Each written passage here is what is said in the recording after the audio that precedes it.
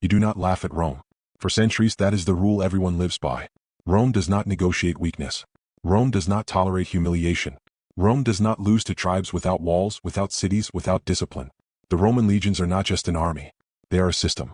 Roads, forts, logistics, law, iron discipline. When a legion marches, the world bends out of its way.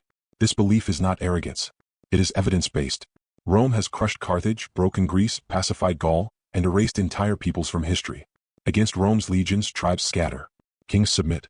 Rebellions end in crosses lining the roads. So when Roman officers speak of the Germanic tribes beyond the Rhine, they laugh. Barbarians.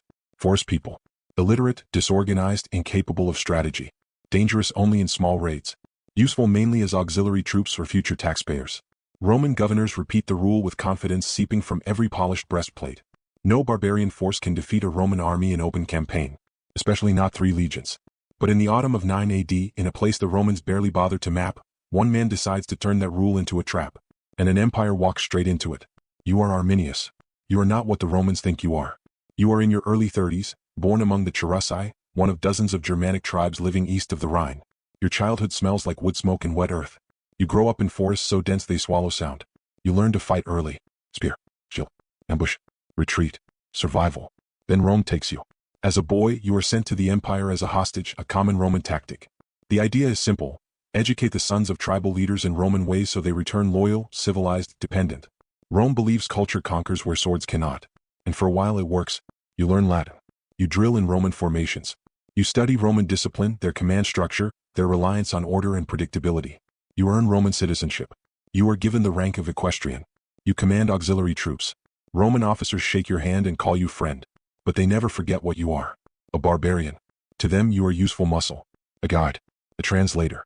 A native who knows the forest paths and can keep the locals calm while Rome builds forts, levies taxes, and enforces Roman law on people who never asked for it.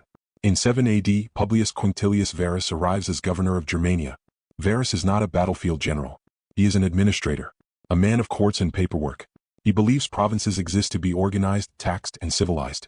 He believes resistance ends when Rome writes enough laws. You watch him impose Roman courts on tribal elders. You watch him order executions for customs Rome does not understand. You watch resentment harden into hatred. And you see something else. Complacency. Roman legions here do not march as if in enemy territory. They move like police patrols. Families follow the columns. Supply wagons stretch for miles. Armor rusts in constant rain. Scouts grow lazy. 3 legions. 17th, 18th, 19th. Nearly 20,000 men. They believe the war is already won. You know better. You also know exactly how to destroy them. As summer fades into autumn, Varus prepares to move his forces west, back toward winter quarters on the Rhine. That is when you bring him intelligence. A rebellion is brewing, you say. A minor uprising. Nothing serious. But it needs attention. Varus listens. Why wouldn't he? You are Roman trained. Roman ranked. Trusted. As the legions turn toward unfamiliar forest paths, you walk beside them. Toward a place where Roman order means nothing. Toward a place history will remember as the Teutoburg Forest. You choose the ground carefully. This is not a battlefield. There are no open plains. No room for formation. No visibility. Just trees, mud, and narrow paths hemmed in by hills. Rain begins almost immediately. Cold. Constant. Relentless. The Roman column stretches for more than 15 miles. Heavy infantry, auxiliaries, cavalry, camp followers, ox carts, families. Shields bump. Wheels sink. Disciplined phrase. You ride ahead. Then you disappear. Varus assumes you are gathering allies. That is what you promised. That is what Rome expects from a loyal barbarian officer. Instead, you are summoning war bands. Cherusci, Bructeri, Marsi. Tribes that hate each other nearly as much as they hate Rome.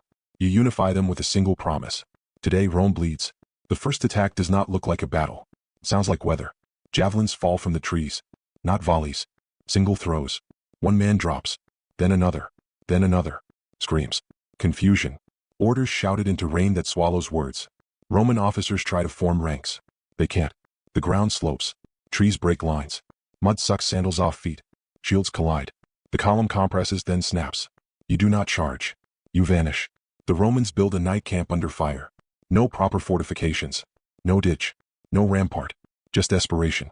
By morning, the dead already number in the hundreds. Varus orders the march resumed. The attacks intensify. This time, German warriors rush in, strike, and pull back. They target officers. Standard bearers. Anyone with command authority. Aquila fall. Roman morale fractures. On the second day, the column reaches a narrow corridor between a wooded hill and a swamp. The path shrinks to barely a few dozen yards. This is where you prepare the earth. An earthen wall rises along the hillside, hidden until the last moment, reinforced with timber, built by hands Rome never noticed. You give the signal. Horns blast from the forest. Thousands surge. The Roman rear collapses. The center panics. Cavalry cannot maneuver. Infantry cannot form. Varus is wounded. He understands now. This is not a riot. This is annihilation.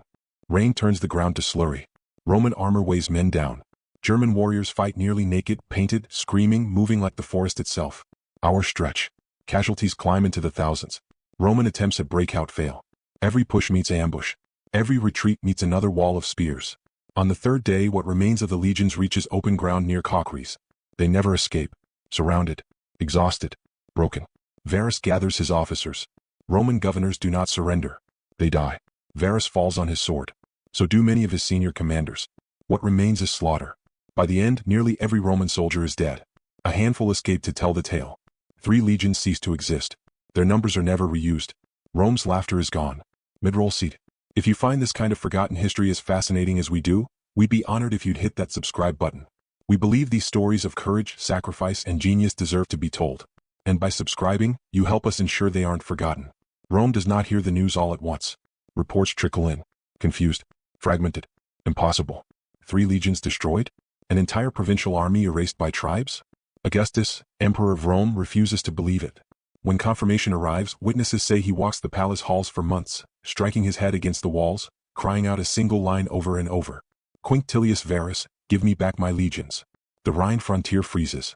Roman policy changes overnight. No more expansion into Germania. No more dreams of provinces east of the Rhine. Defensive forts replace ambition. Fear replaces confidence. Rome sends Germanicus to punish the tribes. He wins battles. He recovers lost standards. But he cannot undo the truth. The forest has spoken. The illusion of Roman invincibility is shattered. What they didn't know was that this battle would draw a permanent line across Europe. Latin West. Germanic East. Different languages. Different cultures. Different futures. An empire survives. But it never forgets. Arminius does not become an emperor. He becomes a target. Rome hunts him for years. Germanic rivals resent his power. He is assassinated by his own kin before his 40th birthday. Rome erases his name from official history. But the damage is done. To this day, the Teutoburg forest stands as a warning written in mud and blood. That discipline can be trapped. That arrogance can be exploited. That even empires can be humiliated. If this story moved you, please hit that like button. Every click tells the algorithm this piece of history is worth remembering. We're dedicated to rescuing these forgotten stories from the archives. If you want to join us on this mission, please subscribe and turn on notifications. Where are you watching from? Drop a comment with your city or state and tell us if someone in your family served. Thank you for ensuring that Arminius and the tens of thousands who fell in the Teutoburg forest do not disappear into silence. They deserve to be remembered.